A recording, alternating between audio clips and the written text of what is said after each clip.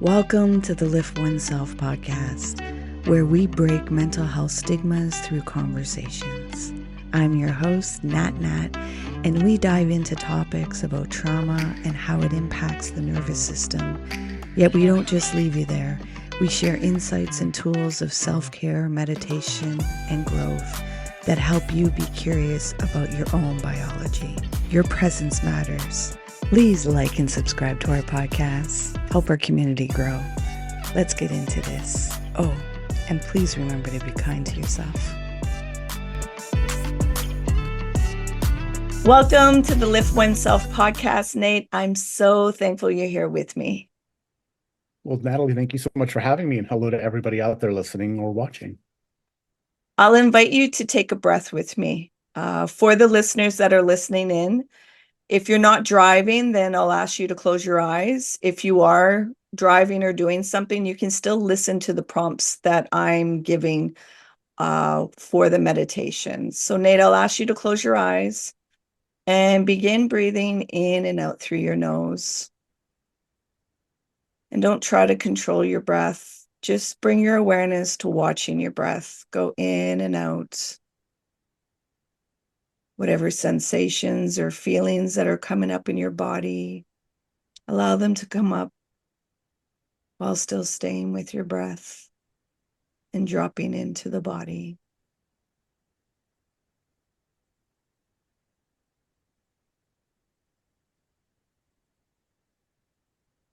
How's your heart doing? Beautiful, wonderful, slow, breathing, present, feeling wonderful. Tell the listeners who Nate is. All right. Well, I am originally from Huntsville, Utah, a very small town in the mountains. And I grew up on skis with as the eldest son of a couple of ski bum hippies that moved to Utah from Northern California. Oh. And so for the earlier part of my life, from about age 5 until about 17, not being part of the predominant religion here in Utah, and the only kid in my grade that wasn't, and the smallest, and the youngest, I became an easy target for a lot of bullies. And so I had a lot of physical as well as mental bullying happening on nearly a daily basis, even to the point where even summer break, I wasn't very safe. They would still find me. So why that's relevant is that is what really started my spiritual journey. So when I was around 11, I became suicidal. I really didn't want to be on the planet. And then in order to save myself, I like to think of my higher self as being the amazing hand coming down out of the quantum and showing me a different path. And I did this for myself in the form of spontaneous out-of-body experiences, where when I would go to sleep, if you can just imagine, for anybody out there, when you're on your way to going to sleep and you're laying on your back, and just imagine that you have a 100-pound weighted blanket covering you that's pushing you into your bed to the point where you can't move your body. But it's not scary. And then imagine, if you can, what it would be like to have your bones start to vibrate. And you start vibrating through every part of your body from the inside outward. Even though you're aware your body's not moving, you're very well aware of this vibration. And then hearing and feeling something kind of like a pop. And all of a sudden, you don't have this limited, sticky, confining body anymore. And you're floating up above your body. Being very grateful that you're not limited anymore. And in my case, the first time this happened, was hoping I was dead. Because that was my mental state at the time. Mm-hmm. But I learned later that it's a natural, normal occurrence for most people. And many people can learn how to do this at will. Well, they can learn how to do it consciously to such an extent that even our own US government has trained CIA operatives how to spy on the Soviets using remote viewing and out-of-body projection. So that's where this all kind of started off. Now, what I've been doing for the past 24 years is I'm one of only two master trainers in America that are allowed to steward and to teach a very special and sacred form of martial art, but also energy work, breath work, meditation, energetic healing, and also extrasensory perception in a system that was kept secret within a royal family in the Far East for close to 500 years. And I became the very first non-Indonesian, because it comes from Indonesia, the first non-Indonesian person to ever learn this in its 500-year history. And that started back in 1999.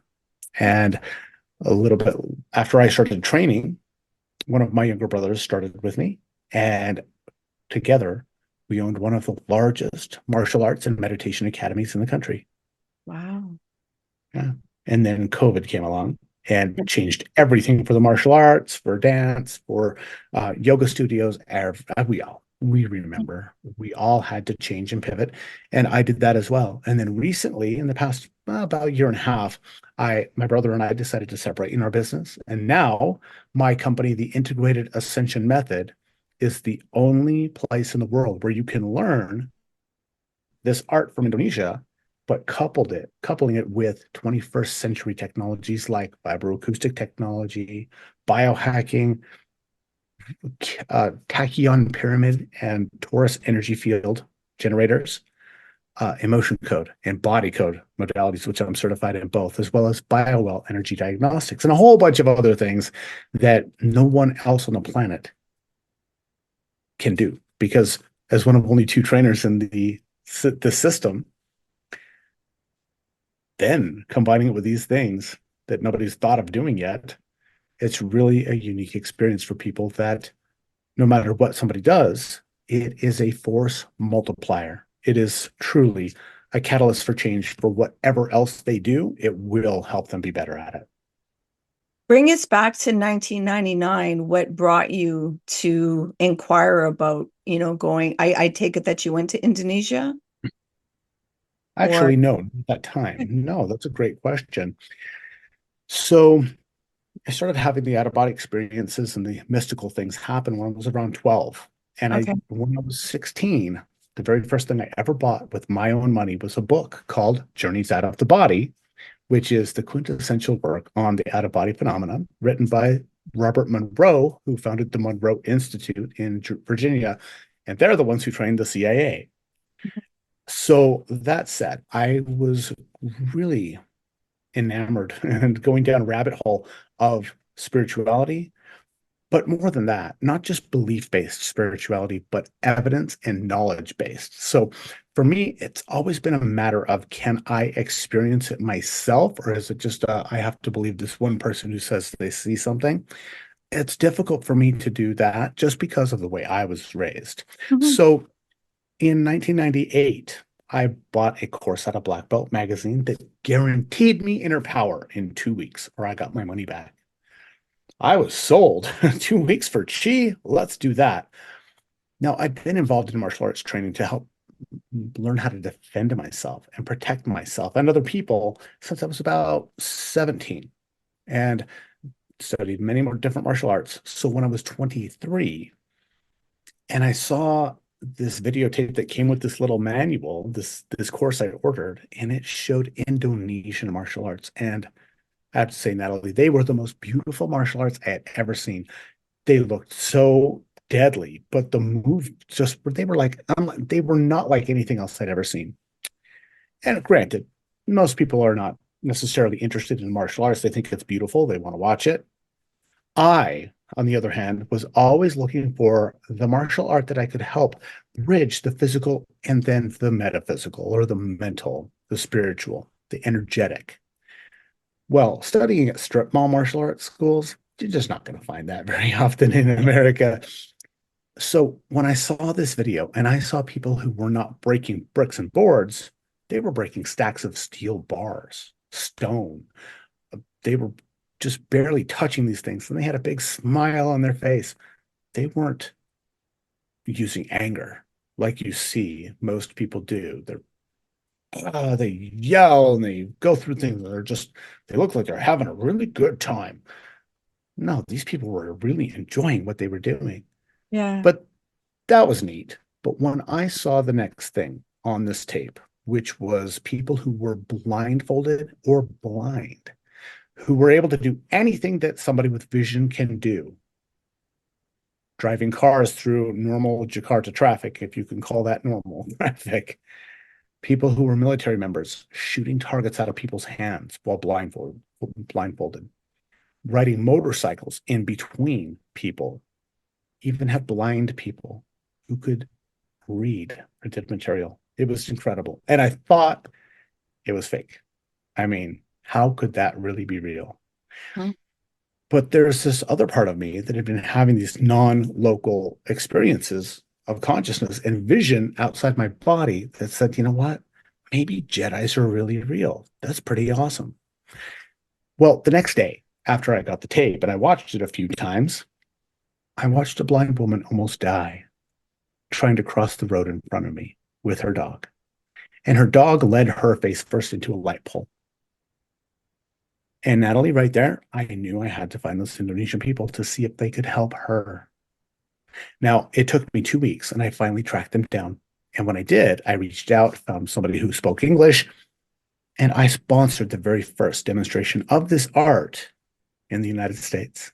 And that was in the fall of 1999.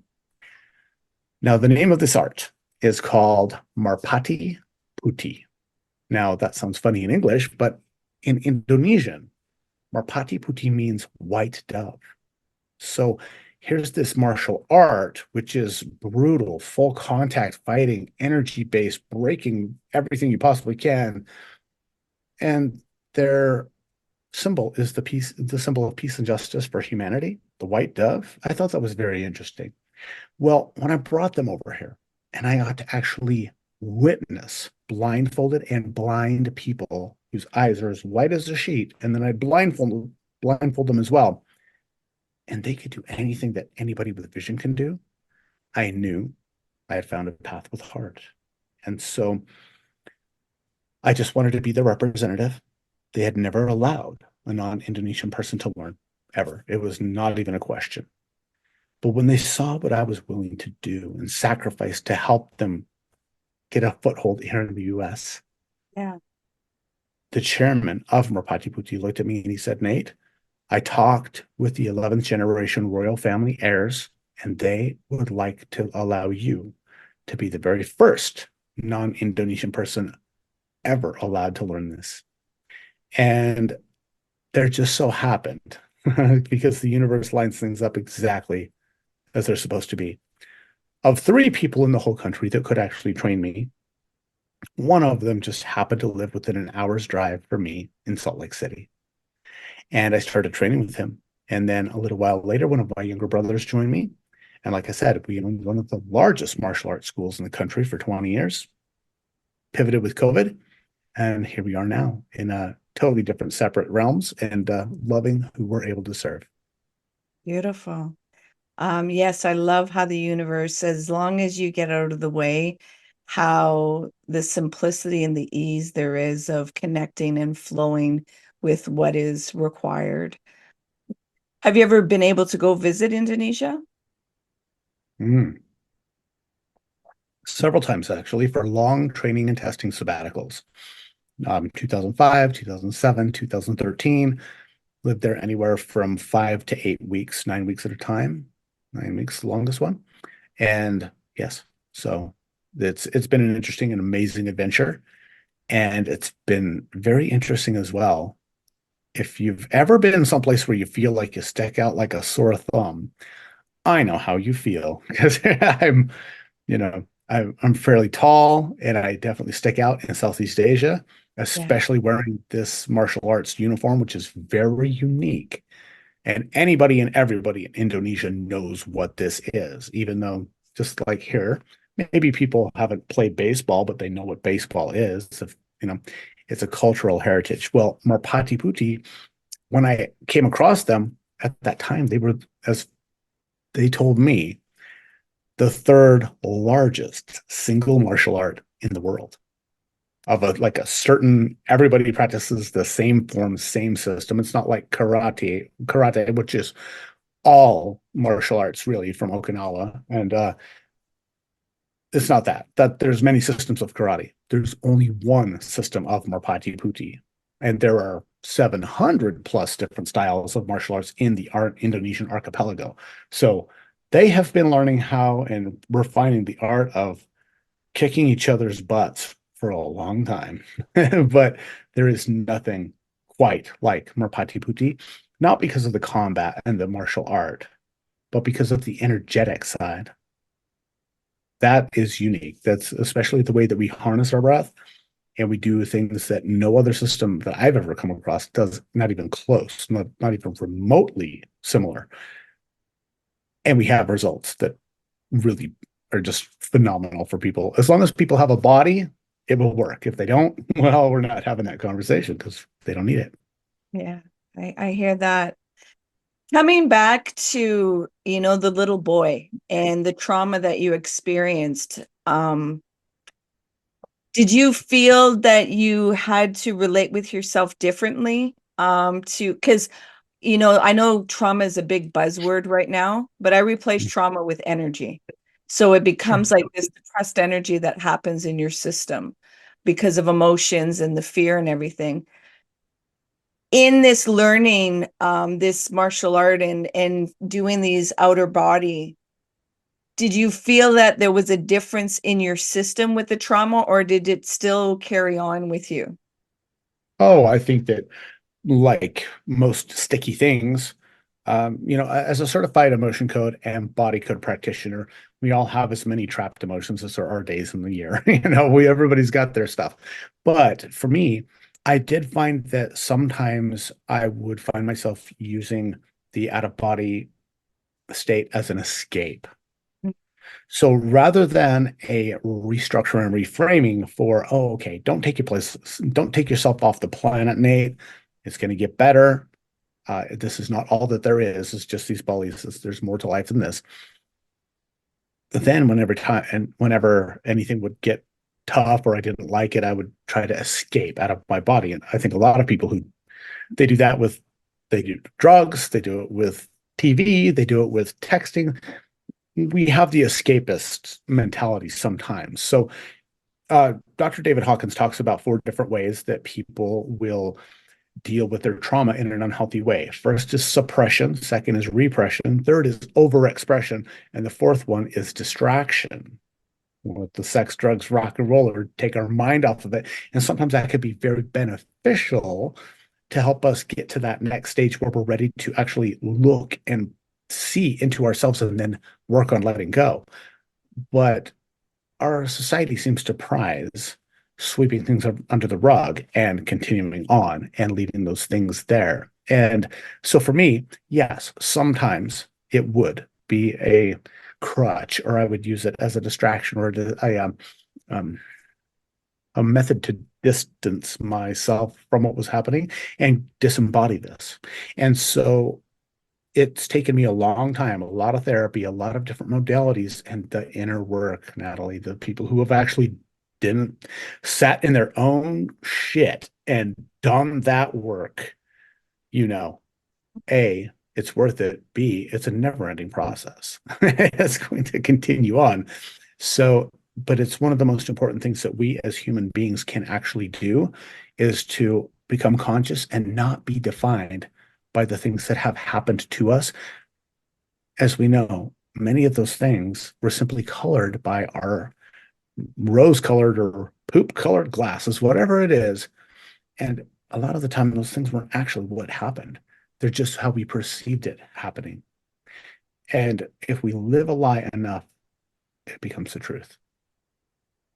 And I thank you for that honesty, and that vulnerability.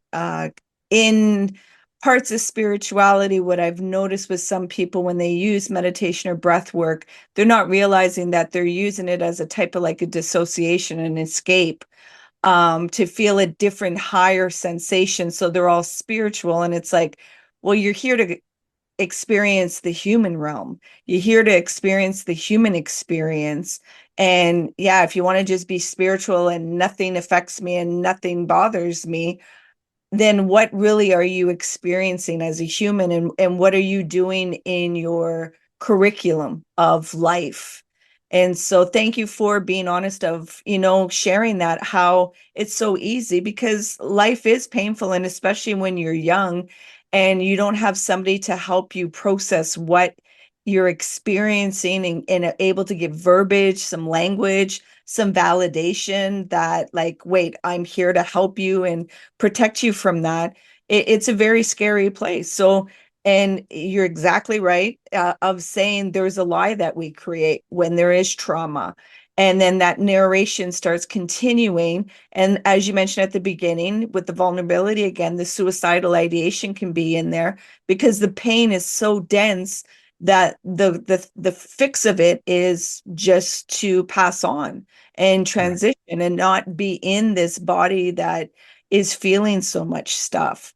And so thank you for that. And like for the listeners to hear, because hearing that there's a practice, and a lot of people, especially in the Western world, they want that quick fix of a pill and everything's going to go away. Make me better. And it's like I say to people, you have to process your shit.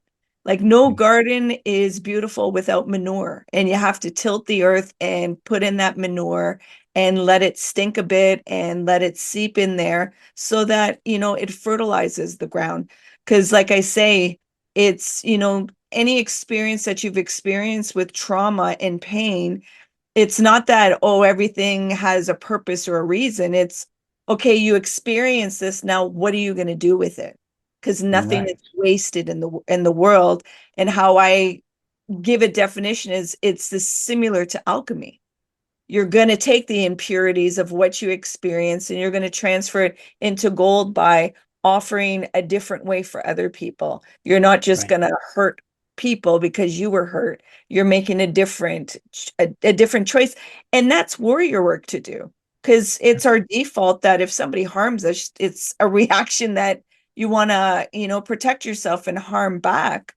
Yeah, doing that inner work of who do I want to show up in, and can I validate all of my emotions and have that emotional intelligence? And, I'm very thankful that you have done that work and you are showing up in such a light and that you're still on this side of love. Have you done, you said that you did therapy. Were there any, inner child work that you did, or any kind of, IFS, integrated family systems, to really reparent and reconnect into that little boy that kind of had to disconnect at a certain age, yet coming back into that connection with him? Yes. So not IFS per se, not that modality, but I've done numerous sessions of clinical hypnotherapy, a lot of self hypnotherapy, plant medicines. That's a buzz term now, but you know, as well as EMDR, EFT, behavior cognitive therapy. Wow, there's a lot of modalities over the past 20 years. And some of them, yes, for the inner child work. Other ones, no, not so much. However, one of the things that's helped me the most is the emotion code work. And that's one of the reasons why I became certified. And I can work with people all over the world. It's a quantum healing modality that's actually patented because it Mhm. works so well. And the body code is the big brother of the emotion code, and it deals with all kinds of imbalances that the emotion code doesn't touch. And so, with that in mind, those are a couple of the ones that I really have felt been the best for me, and also the people that I serve as well, because I can help people from anywhere in the world.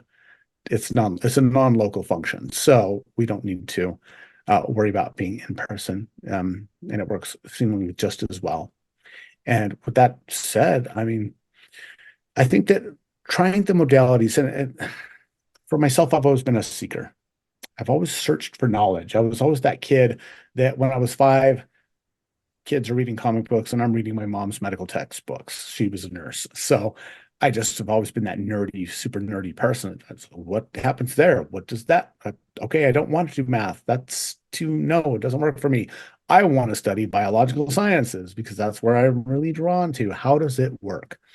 So when I came across the Integrated Ascension Method, or actually Merpati Putih, and I saw people who could see without their eyes, I saw people just barely touching materials and breaking them, and you shouldn't be able to break that with a hammer, and they're just, wait a minute, how does that work? I want to experience that myself. And granted, while we still don't have a lot of the technology that will allow us to fully quantify what chi is, we're getting closer all the time, and we're getting new material, new machines, and new technologies that can help to measure this. Cameras that can detect the light, the visible spectrum light coming from our bodies, which is 1,000 times less than our eyes can see. But with the right camera, you can actually see where organs are imbalanced or where disease is in the body because it emits less light. Things like that. So that's why I really love to combine the different technologies, the ancient wisdom with the modern new cutting edge science. They're a very good combination. They're a very harmonious combination. Just not many people are actually doing that yet. Yeah. And there's been a lot that we have forgotten. For instance, most people believe that they have 5 senses because when their teacher asks them, how many senses do you have? They wrote down 5. They're like, good job, Jill or Johnny. You're right. It's 5. And so we get that programmed into us. But the ancient Egyptians said we have 360 senses. So what have we forgotten in the past 5 or 6,000 years? We forgot what they wrote. That's why we needed the Rosetta Stone, because we didn't understand any hieroglyphics until that was found, and then could be deciphered. So we lost an entire language. Well, we've also lost a lot in the way of our intrinsic abilities and being able to harness those from childhood and develop those. And that's one thing that I do. That's my stock and trade is I help people become Jedis or X-Men or whatever that is for them, have unlock those intrinsic abilities inside you. And the Integrated Ascension Method, it's a method. You don't have to say Rama Lama Ding Dong. You don't have to be born in a certain country. You don't have to be in a certain religion. It's based upon the biology and their energy of your body. And like I said, if you have a body, it'll work. And those really make a big difference to me because I think that all of humanity operates based upon faith, no matter what. Even an atheist, you have faith that you're going to keep breathing. You're going to wake up tomorrow and you're going to have another day. You have faith that if you drop something, it's going to fall to the ground. And because observation tells you, okay, have faith in gravity. So no matter what, there's elements of faith, but blind faith, that's something that's harder for me to swallow. And so that's why I encourage everyone, don't believe me. Come experience it. Then you will know it. No one can ever change your mind on that because now it's a fact in your mind because you've done it. So I'm all about experiential learning, and that's what I help my students and people who take my courses. That's exactly what I help them do is have real experiences that then they can make up their own mind what it means. I'm going to bring you into a reflective question. I'm going to ask you to bring your awareness right now and go back to your 18-year-old self. And you're able to tell your 18-year-old self 3 words to bring you through the journey. What would those 3 words be? Is 4 okay? Yeah. 4 words? Yeah. Don't be so serious. Don't be so serious. The more that you hear people with trauma or they've experienced pain, there's a seriousness, there's an armament and laughter. That's why I tell my clients, like, dance and laughter to open yourself up, that you're not so rigid and taking everything so literally. Yeah, it's, part of the nervous system creating these mechanisms to help protect you, but it's limiting you in a lot of different aspects. Yeah. Where can the listeners find you? Because I'm sure there's many of them that are curious now after this, hearing all of this. Well, the most important thing people can do if you're curious, Don't let this moment pass. Actually, follow your curiosity. You're not here on accident. You're here for a purpose. You're not hearing this as just another bit of information you're taking in. So I would encourage you to listen to the reason why you're here and actually take a next step. You can find me online at iampure.energy.